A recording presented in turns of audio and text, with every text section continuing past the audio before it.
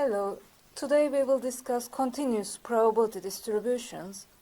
In the previous module we discussed discrete random variables and their probability distributions. Now today we will discuss continuous random variables. We will discuss three continuous probability distributions: uniform probability distribution, exponential probability distribution, and the normal probability distribution.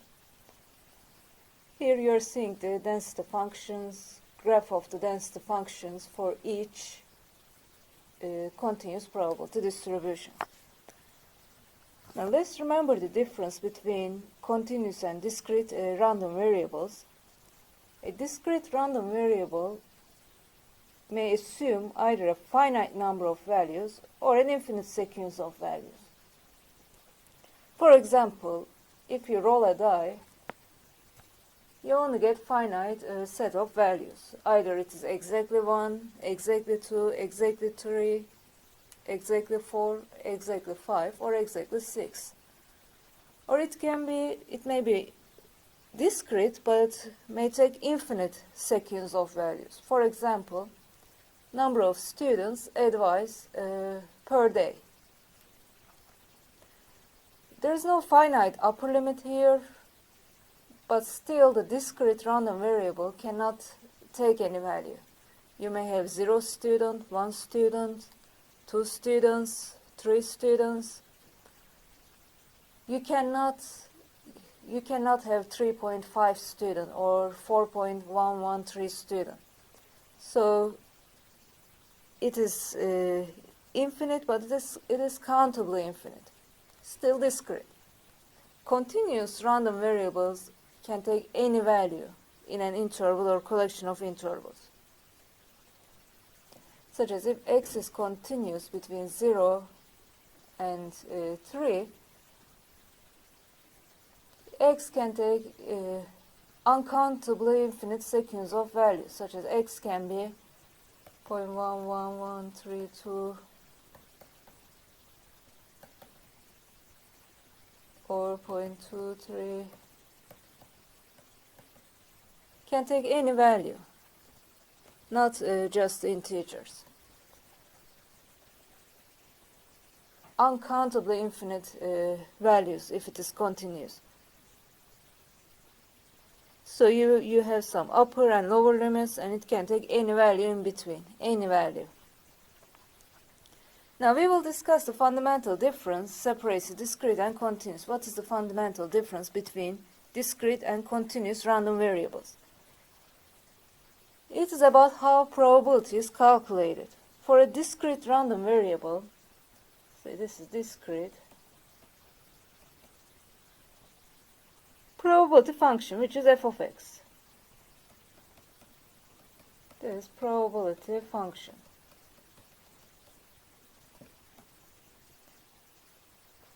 It provides the probability that the random variable assumes a particular value. For the continuous case, we have f of x 2, which is now, this is probability density function. As you see here, f of x. For a discrete random variable, the probability function provides the probability that the random variable assumes a particular value. For example, now if we have x here,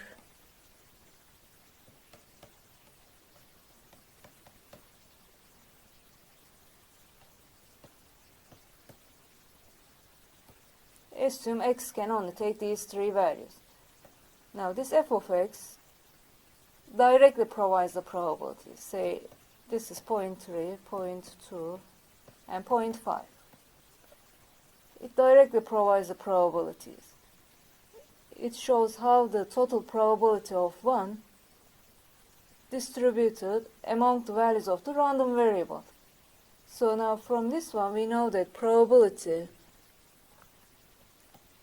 x equals 0 is 0.3. Directly provides the probabilities. Probability x equals 1 is 0.2. and probability x equals 2 is 0.5. Directly provides the probabilities.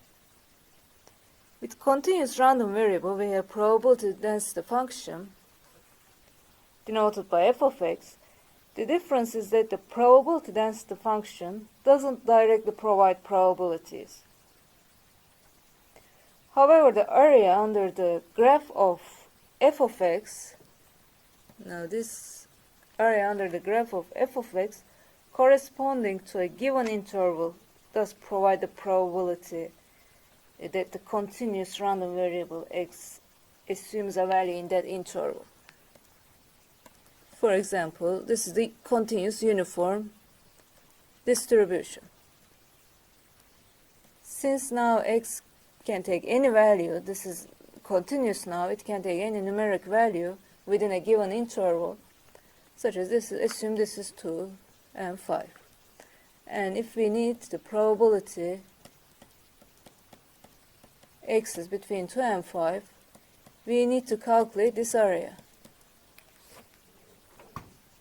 Now the area is the probability. In the continuous case, now area is probability.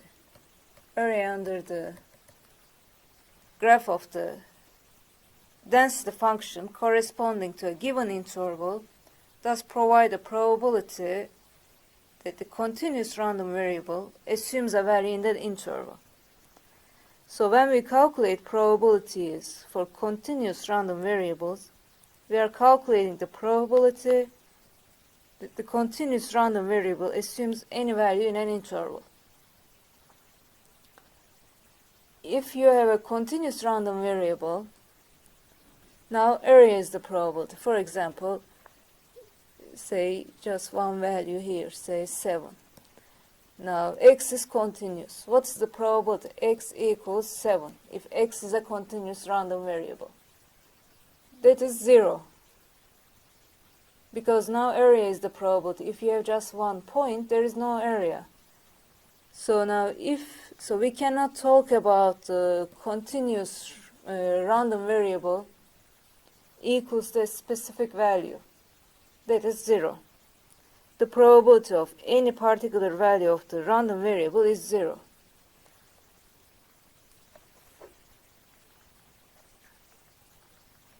When we calculate the probabilities for continuous random variables, we are calculating the probability that the random variable assumes any value in an interval. So it's not possible to talk about the probability of the random variable assuming a particular value if we have a continuous random variable. That is totally opposite of the discrete random variable. Here now we see the discrete probability function. Now this directly provides the probabilities. Now probability x equals 1, 0.2, or probability x equals to 2, 0.5. But this is not the case for the continuous probability density function. Now area under the density function is the probability. So what is the total area under the density function? It is always 1. So sum of f of x for the discrete case, sum of f of x is 1. In the continuous, integral of f of x dx is 1. Now total area under the density curve is 1. So total area is 1. That is always the case.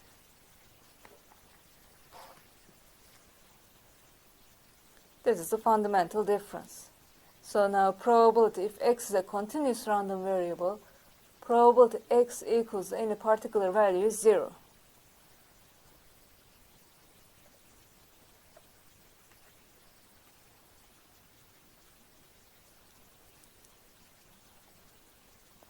Now we are calculating the probability of the random variable assuming a value within some given interval, such as from x1 to x2. What is that probability? It is the area under the graph of the probability density function between x1 and x2. So if you have a uniform distribution, now you have to calculate this area. For normal distribution, you need to know, so this is the probability, the continuous random variable is in between some x1 and x2. For exponential, you need to calculate this area. Same thing for uniform. Now area is the probability.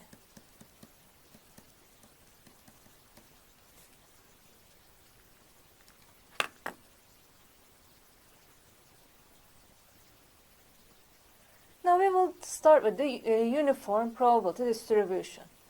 This is the simplest continuous probability distribution.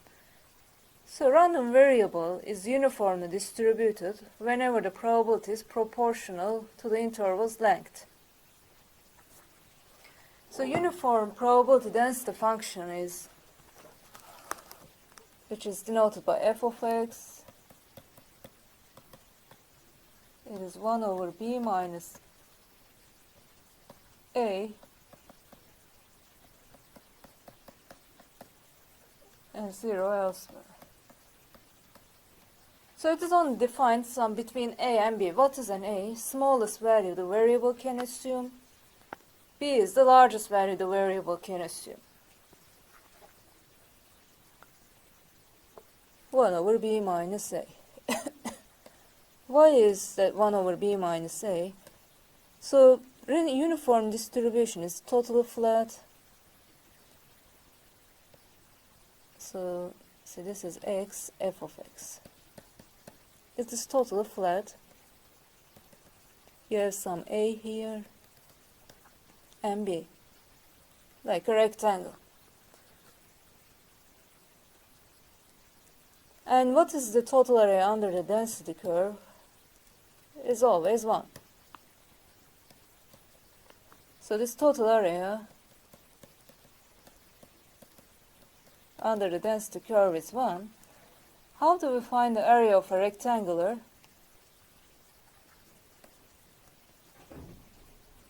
Height times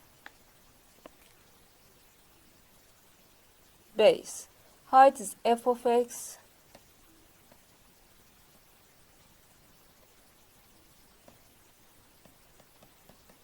This height is f of x. This width is b minus a. So then f of x is 1 over b minus a.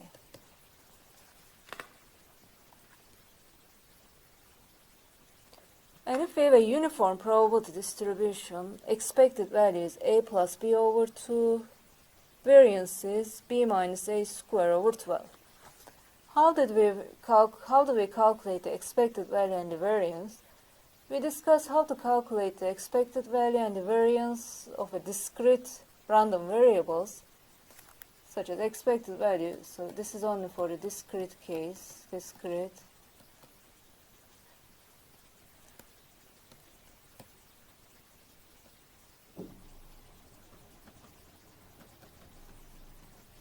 Summation of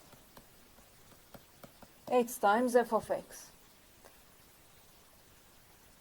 If it is continuous, we replace the summation with the integral. But we will not deal with the integrals in this class. We will not deal with integrals. So I will not show you how to obtain the a plus b over 2 and b minus a square over 12. Same thing for the variance. You replace the summation with integral. So now here you have to calculate integral of x f of x dx. Same thing for the variance.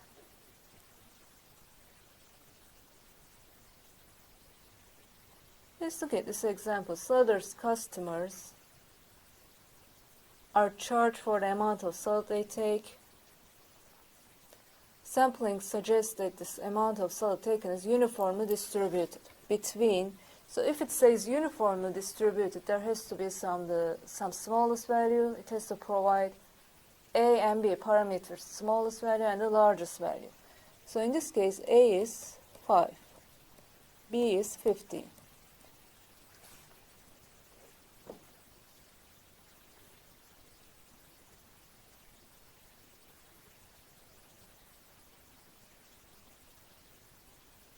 A is 5, B is 15.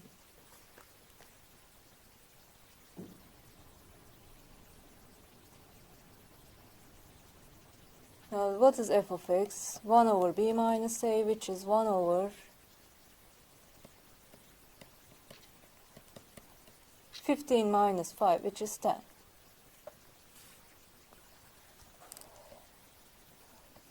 So this is f of x.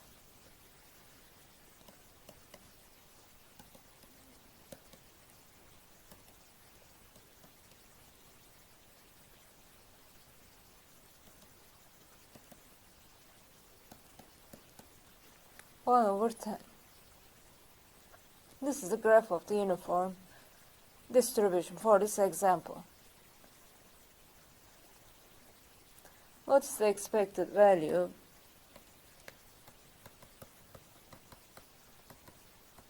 A plus b over 2, expected amount of solid taken, so 5, 10 ounces. And the variance, square over 12,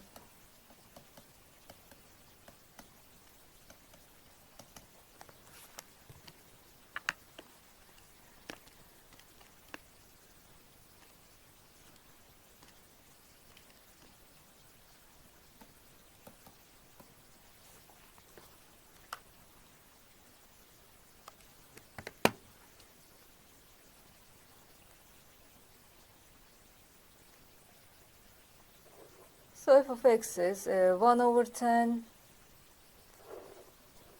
for 5 and 15 and 0 elsewhere. So x is a solid plate filling weight.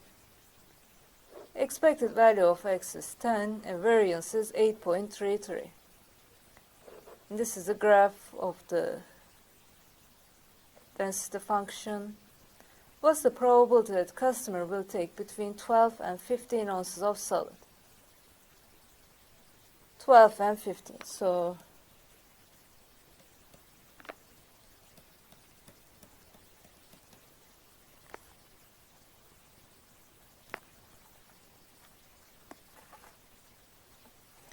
this is the probability.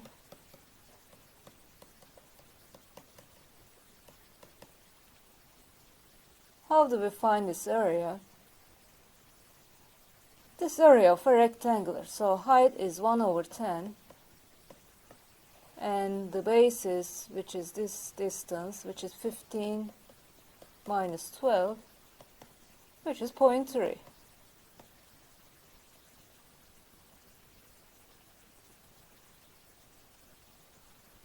You can answer any questions such as what's the probability that the customer will take less than 10 ounces of solid? Less than 10. Cannot be less than 5, so it has to be between 5 and 10. So probability x less than 10 will be like 1 over 10 times 5, which is 0.5.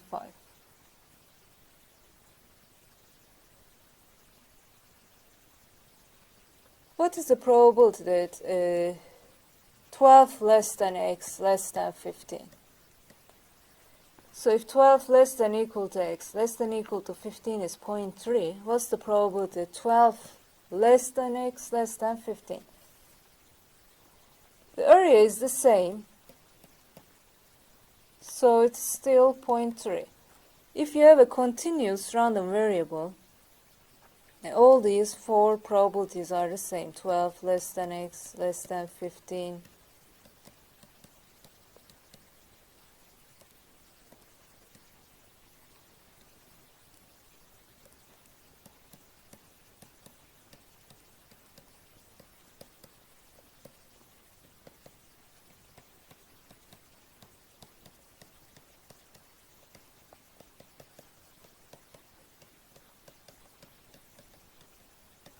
All these four probabilities are the same if x is a continuous random variable.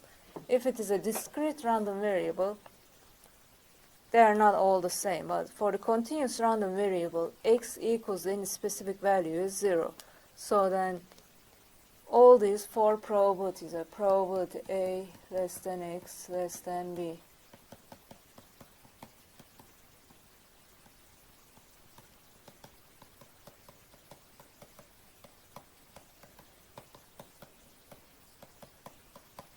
This is only true if x is a continuous random variable.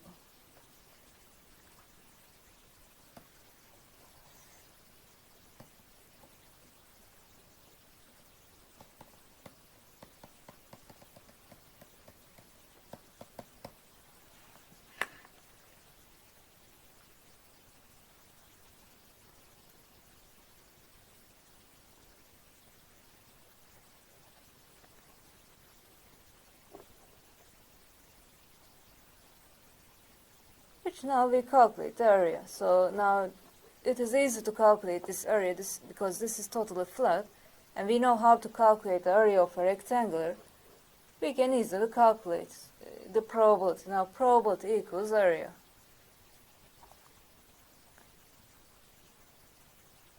And this is the same for all continuous random variables.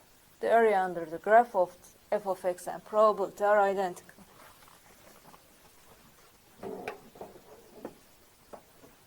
Now we will discuss exponential probability distribution.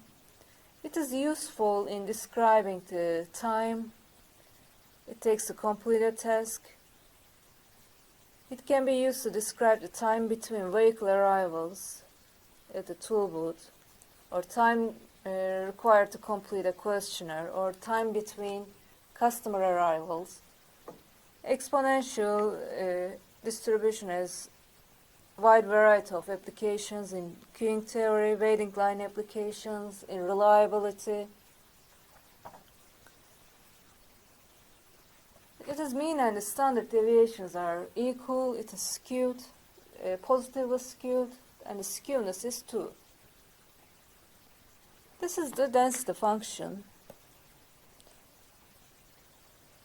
X can take any value larger than or equal to 0. Cannot take negative values, but can be any value larger than or equal to 0. E is a mathematical constant, approximately 2.7183. So 1 over mu, mu is the average, mean, or expected value, times e to the negative x over mu. This is the density function. But remember, the density function, it doesn't directly provide the probabilities. So exponential distribution, so this is f of x, x. It is positively skewed. Area under the density function is the probability. So this density function doesn't directly provide the probabilities. That's why, and for the uniform distribution, we knew how to calculate this area, but for the exponential distribution, such as you would like to calculate, you have some, say, x1 and x2. How can you calculate this area? One way to calculate the area is the integral. You can integrate this area from, you can integrate the density function within these limits, whatever that x1 and x2 is, but we will not deal with integrals in this class. So then how can we calculate this area? We have the closed form expression for the cumulative distribution function, which gives the cumulative probabilities. So we have this closed form expression, which is called CDF, which is a cumulative distribution function. We can use this function to calculate the probabilities for the exponential distribution.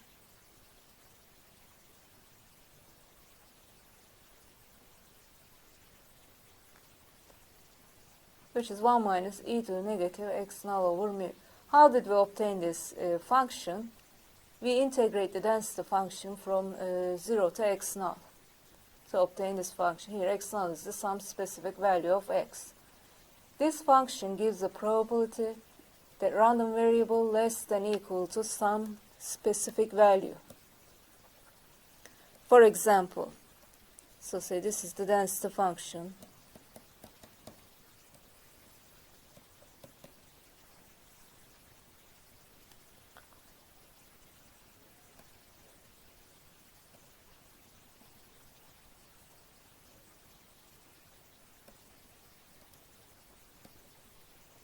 say 5, for example. We can use this function to find this area, probability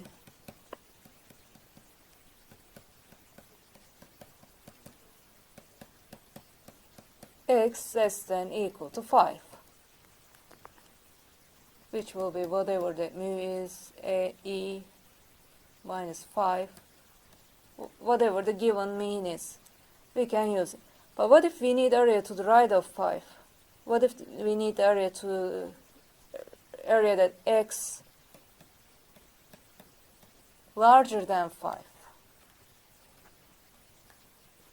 So we know that total area under the density function is 1. To find this area, we can subtract this 1. So we can find this area using this CDF, cumulative function, cumulative distribution function. So we can find that area and subtract it from 1 if we need area to the right of 5.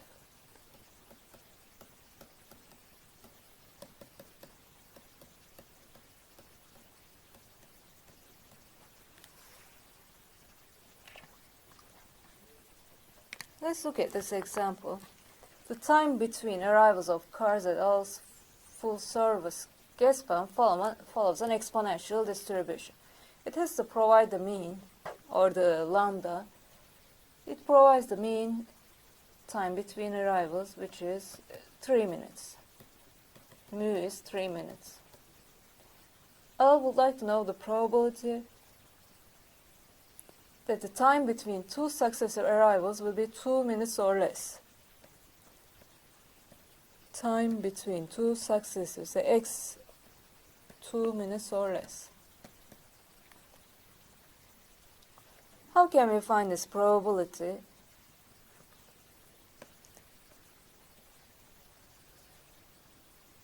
This is f of x.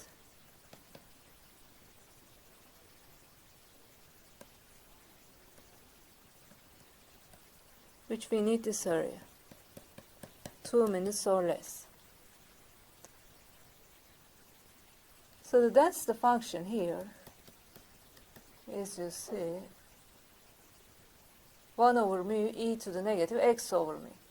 So this means that's the function is 1 over 3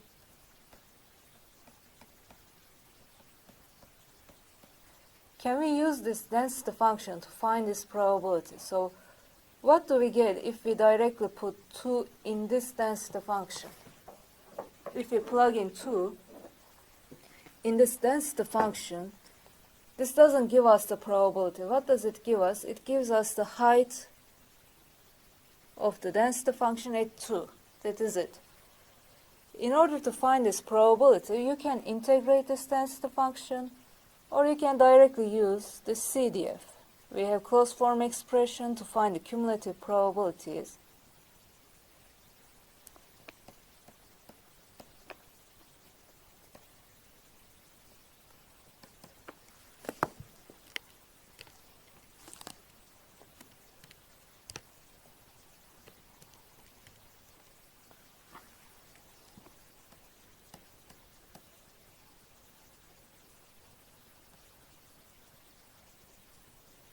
Ch06.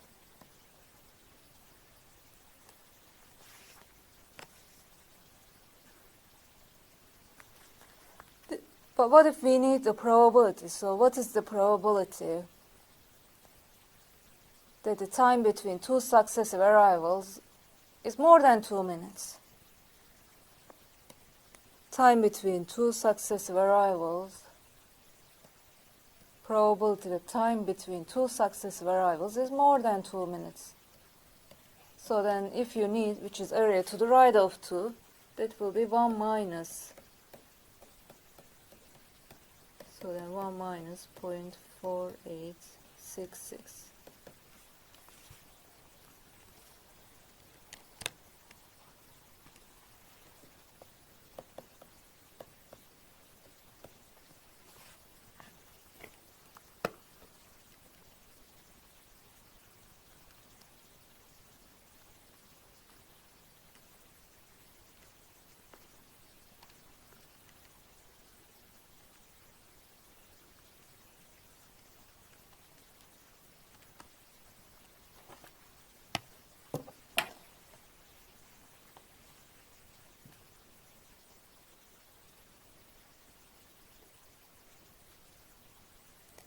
Poisson distribution and exponential distribution are related. Poisson is a discrete probability distribution.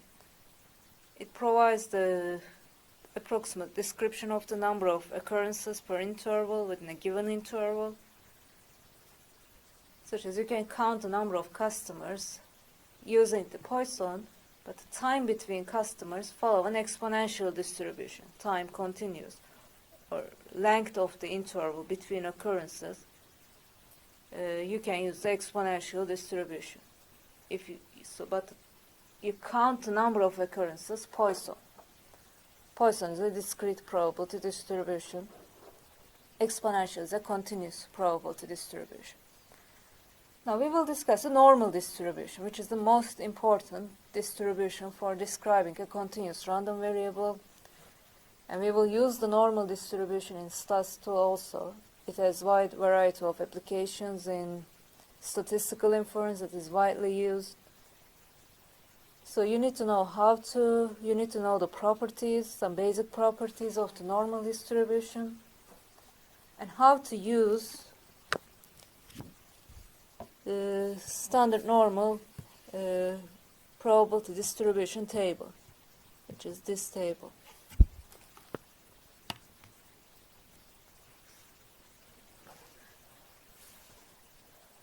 This is the density function. So sigma, normal distribution has two parameters, sigma and the mean, or variance and the mean. Sigma is the standard deviation of the variance. This is the density function. We don't need to know the density function in this class because we cannot directly use this density function to find the probabilities.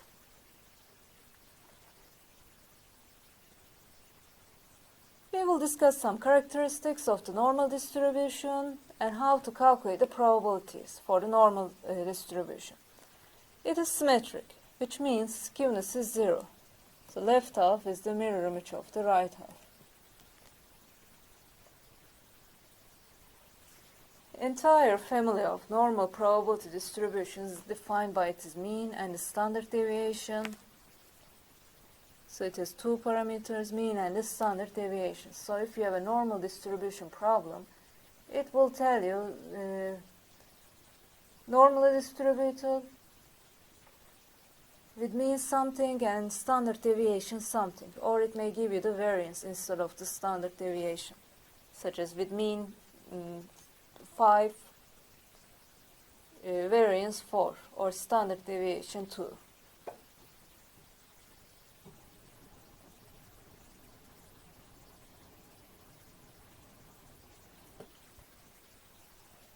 Highest point on the curve is at the mean, which is also median and the mode.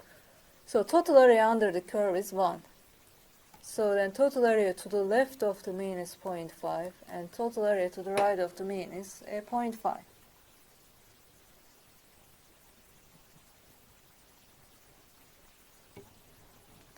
For example, if you have a normal curve,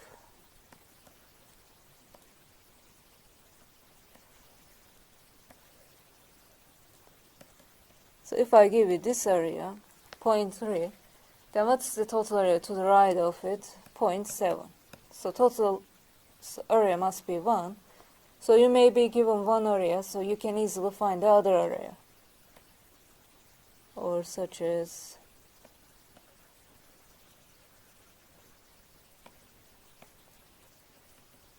if this area is 0.05.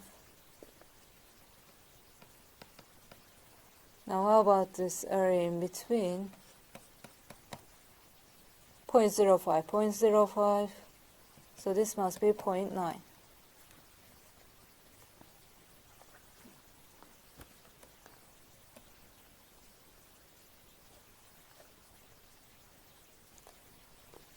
The mean can be any numeric value, so the x, random variable x, ranges from negative infinity to positive infinity. So mean can be any value. It can be negative, 0, or positive.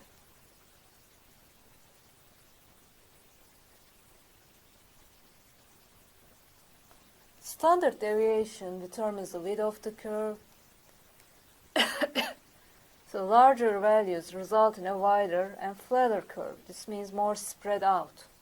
You can observe the value away from the mean, more likely observe a value away from the mean, versus a smaller standard deviation. So if you have a smaller standard deviation, you have a narrower curve, which means you're unlikely to observe a value away from the mean. So here we have two normal curves. They both have the same mean, but different standard deviations. One of them, the sigma is 15, the other one, sigma is 25. So if you have sigma 25, you have a wider curve, more spread out.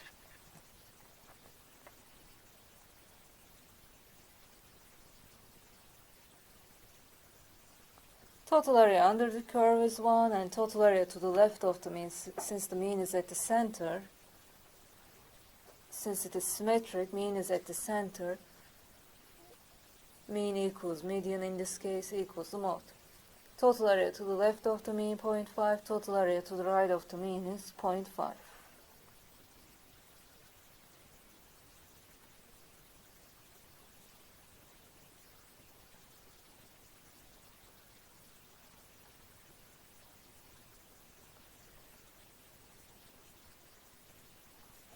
Now we will discuss this empirical rule.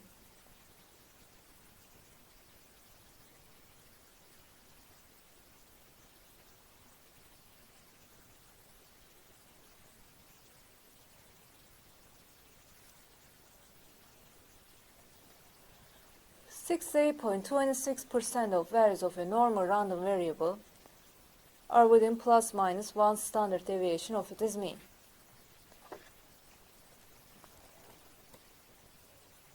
Where does this 68.26% come from? Or approximately 95% of values of a normal random variable are within plus minus 2 standard deviations of its mean. 99.72% of values of a normal random variable are within plus minus 3 standard deviations of its mean. This means, so we have mean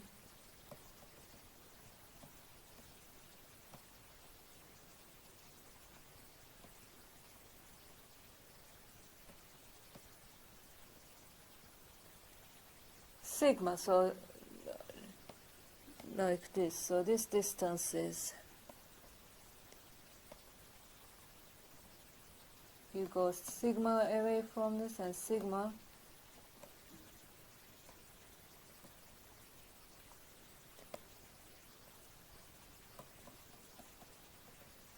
this is 68.26%, or this area is 0.6826.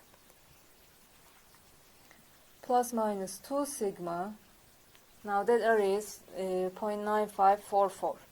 How did we get these numbers? We will first discuss the standard normal distribution, and then we will come back to this slide to explain how did we get these 68.26, 95.44 and 99.72%. We will come back to this one. Now we will discuss standard normal probability distribution.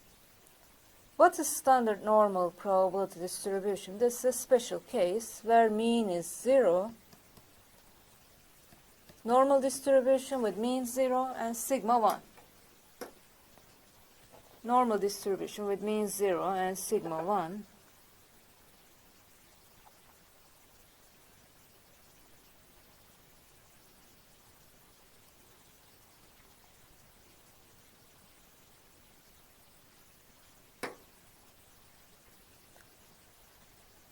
So why do we have the standard normal probability distribution? Because for the normal distribution, so how did we calculate the probabilities for the uniform distribution? We know the area, so now area is the probability. This is just a rectangular, so we know how to calculate area of a rectangle. or for even for the uniform distribution, there is a closed form expression for the CDF which gives the cumulative probabilities. We can use the CDF, like in the exponential. Here we have closed form expression for the CDF. We can use this expression which gives the cumulative probabilities. But for the normal distribution, we don't have closed form expression for the CDF because of e to the negative x squared. There is no closed form antiderivative. But when mu is 0, sigma is 1, we can numerically integrate this. So this is what this table is for. So numerically integrated and tabulated values. When mu is 0, sigma is 1. We don't have closed form antiderivative, but when mu is 0 and sigma is 1, we can numerically integrate it. So these are and the tabulated values. So this is the standard. This gives the cumulative probabilities for the standard normal distribution. Cumulative probabilities. So it gives the area to the left of Z. So here it says entries in the table give the area under the curve to the left of the Z value. For example, for Z 1.25, which is 0.8944. What is this 0.8944? So if this is 1.25, this area, 0.8944. So now for the normal distribution, now how do we calculate the probabilities? We use the standard normal distribution table. But this table is for when mean is for only standard normal distribution. When mean is 0, sigma is 1. It is very, very unlikely for the real applications that you will have a normal distribution when mean is 0, sigma is 1. Then how can we use this table? We convert the normal random variable to the standard normal random variable. Z is used to designate the standard normal random variable. So we convert the normal random variable, say x, to the standard normal random variable. How do we convert it? Which is x minus mu divided by sigma. So it gives a number of standard deviations that x is from mean. That is the measure of the number of standard deviations that x is away from the mean. This is what z is.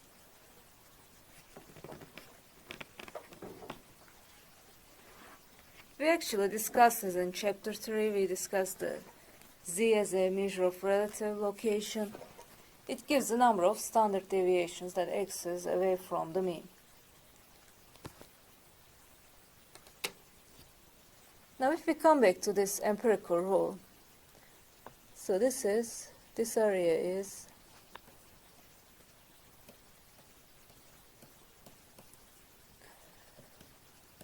.6826, mu minus 1 sigma, mu plus 1 sigma. Say this is z. If this is z, this mu will be 0. And minus 1 sigma, sigma is 1, so mu 0 minus 1 times 1, which is negative 1. So this is negative 1, so this is positive 1. Now what is the probability that z is in between negative 1 and positive 1? We need to calculate this probability using this table. Now how do we calculate this? This table gives the cumulative probabilities, area to the left of z. Entries in the table give the area under the curve to the left of z value. So from this table we can find z less than 1. What is z less than 1?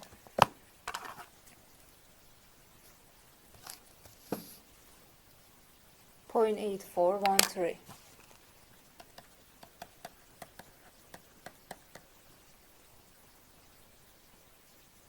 But this is this area.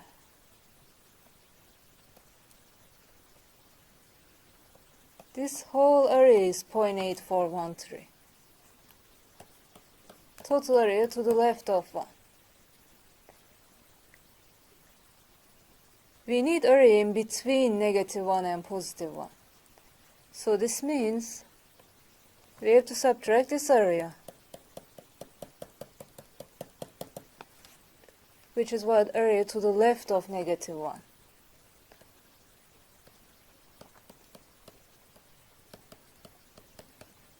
What is the area to the left of -1? 0.1585.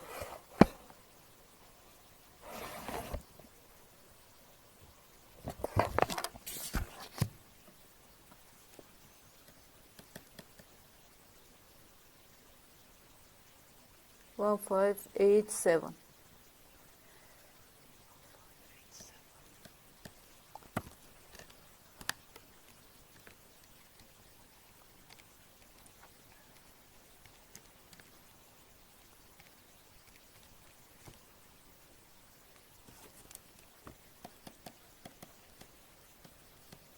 Point 6826. And same thing for 95.44, which is now the probability.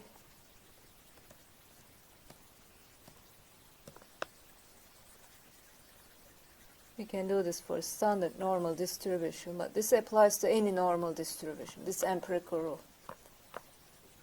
So say, but we use this for Z. Now, mu is 0 for the standard normal, sigma is 1, so 0 minus 2 times 1, so this is -2. And this is +2. Now we need this area.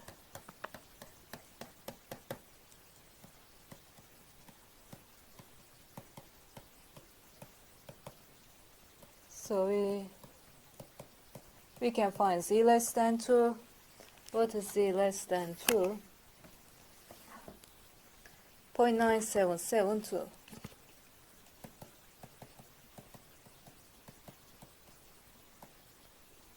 But this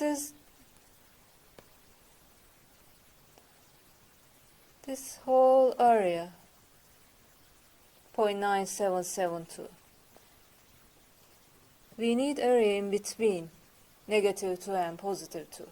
So we subtract the Z less than -2.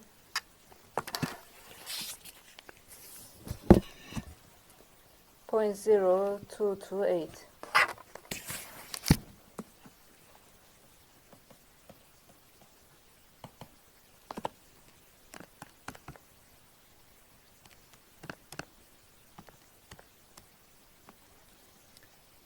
It's 0.9544.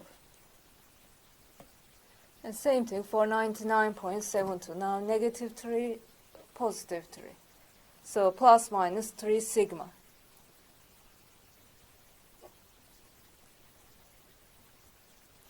Now let's look at this example. Pepsi sells auto parts and supplies, including a popular multigrade motor oil. When the stock of this oil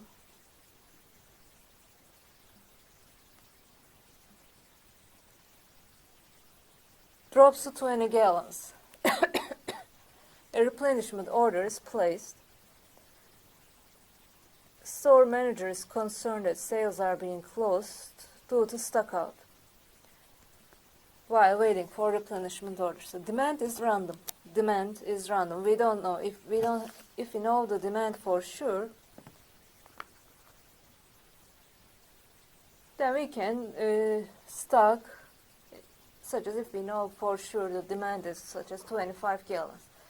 Then we will stock exactly 25 gallons while waiting for replenishment order. But we don't know. It is not deterministic. It is random. So now, when the stock of oil drops to 20 gallons, replenishment order is placed, but manager is concerned that sales are being closed due to stockouts while waiting for a replenishment order.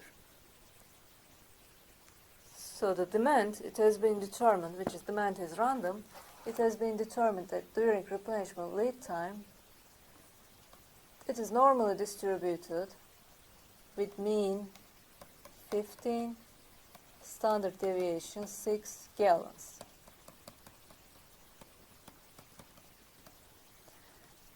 Now manager would like to know the probability of a stock out during replenishment lead time, which means, so they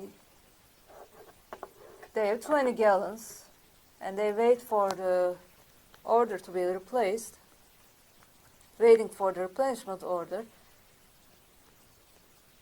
They will lose sales if the demand exceeds 20 gallons while waiting for the replenishment order. So now what is the probability that X larger than 20? How can we find this probability? So this is a normal. X is normally distributed with mean 15, standard deviation of 6 gallons. So we can, in order to use the table, first we have to convert this to standard normal random variable. So first we convert it. C equals X minus mu divided by sigma.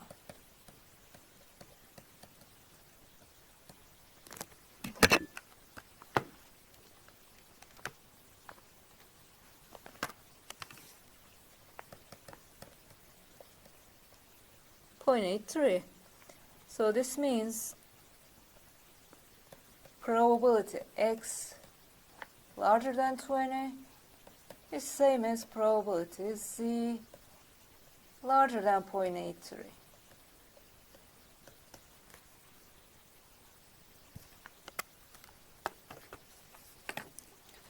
Now we find the Z-score, we go to table, find 0.83. This is the Z-score. Now these are the Z, this is the decimal point here. These are the probabilities, are given inside the table. These are probabilities, which means area.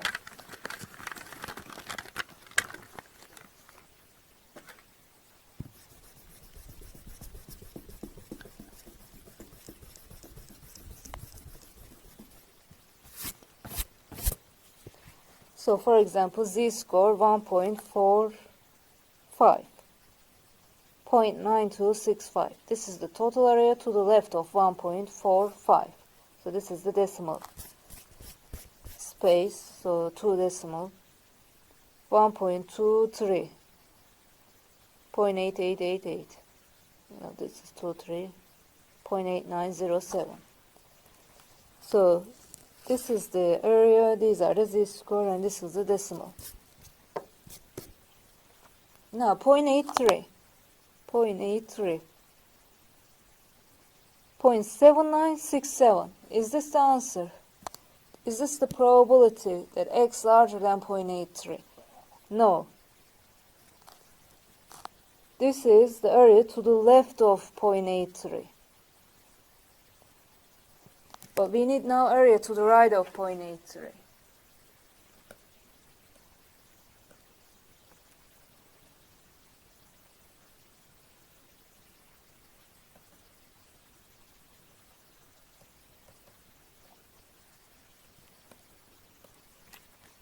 .7967.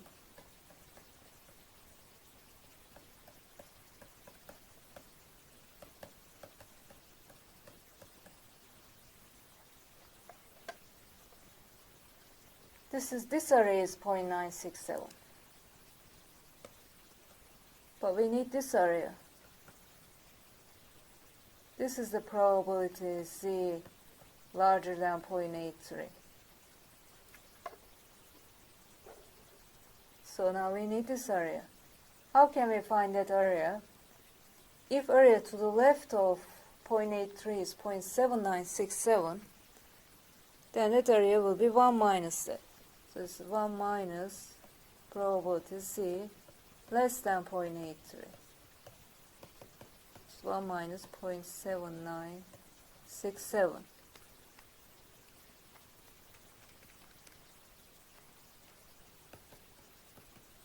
2033. So their probability is 0.2033, so they have little over 20% chance of losing sales during replenishment lead time. So first we convert X to the standard normal distribution, which is 0.83. This means now probability X larger than 20 is same as Z larger than 0.83. Those two areas are the same.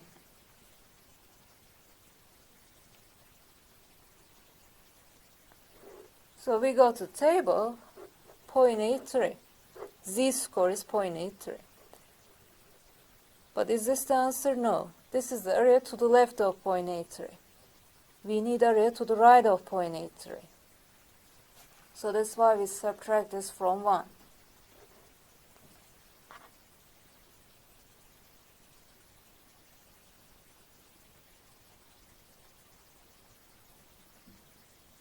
And this is another question. If the manager of Pepzone wants the probability of a stock out during replenishment lead time to be no more than 0.05, what should the reorder point be? Now, the probability is given. We need to find the reorder point. Previously, we are given some here. During replenishment lead time will exceed 20 gallons. We knew this X 20 gallons, but now the probability is given. So now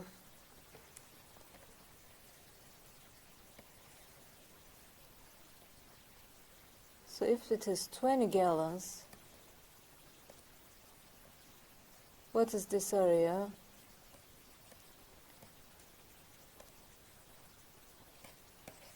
Do it again.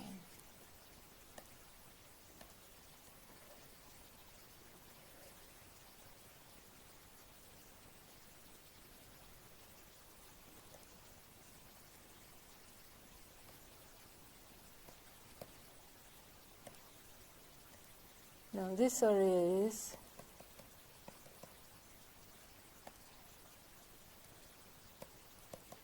2033.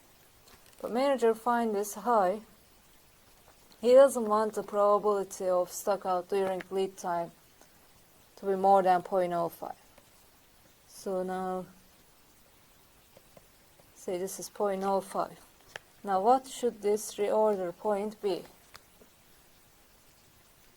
Now we will use the table in an inverse fashion. Now we know the X, we know the area, we will find the Z-score, and then we will convert the Z to X. So area to the right of X is 0.05, or the area to the right of the Z is 0.05. Let me show it here.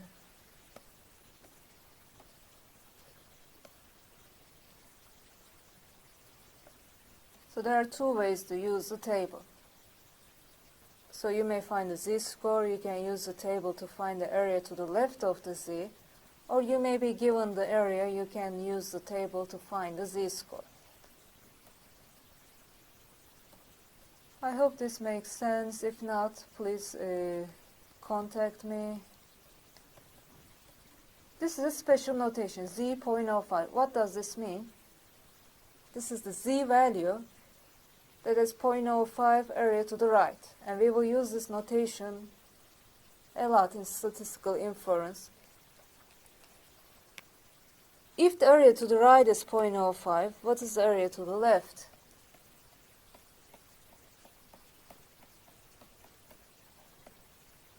.95. Since this table gives the area to the left of the Z, now we know the area, so 0.95 is not the Z-score, so you don't go like 0.95, because that is not the Z-score. So this is the Z. Area is inside the table, so you don't go find 0.95 like this. So we find 0.95 inside the table. Where is that 0.95? approximately equals to this one, in between this and this. But approximately we can say 1.64 approximately. If you need more accuracy, we can use Excel. But we can approximately say it is 1.64.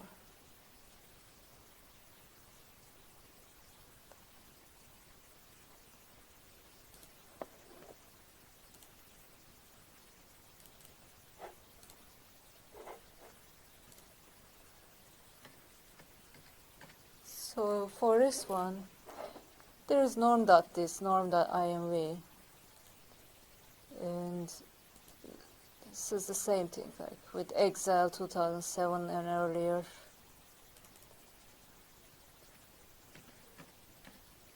You can put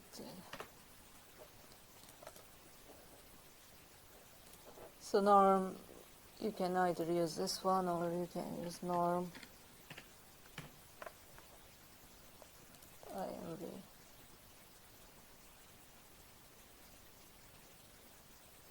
But in this case, you need to find the mean and the standard probability, mean, standard deviation. We don't need this one. Norms IMV, we just put the 0.95 because this is the Z.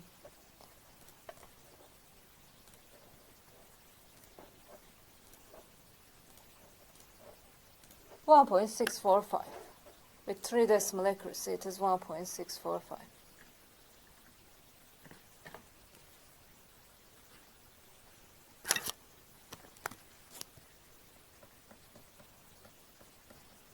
Okay, this is 1.645.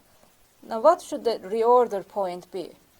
Now we know that Z equals X minus mu over sigma. We will use the same formula, but now we know Z, 1.645. We don't know X. We know mu and sigma. What was the mu? 15, and sigma is 6.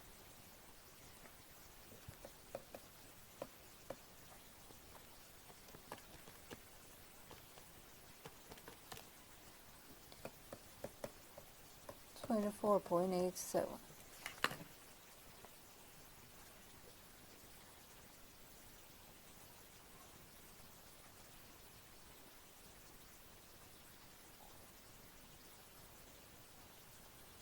24.87.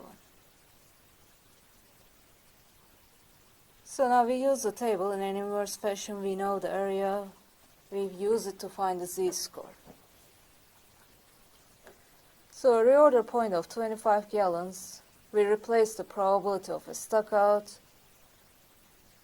during lead time at 0.05, which means actually slightly, if you raise the reorder point from 20 to 25 gallons, then probability of stockout is slightly less than 0.05 versus 0.2033. So you have, if your reorder point is 20 gallons, you have over 20% chance of losing sales versus the 25 gallons. You raise it by just 5 gallons, now you have little less than 5%. The risk reduces, now becomes less than 5%.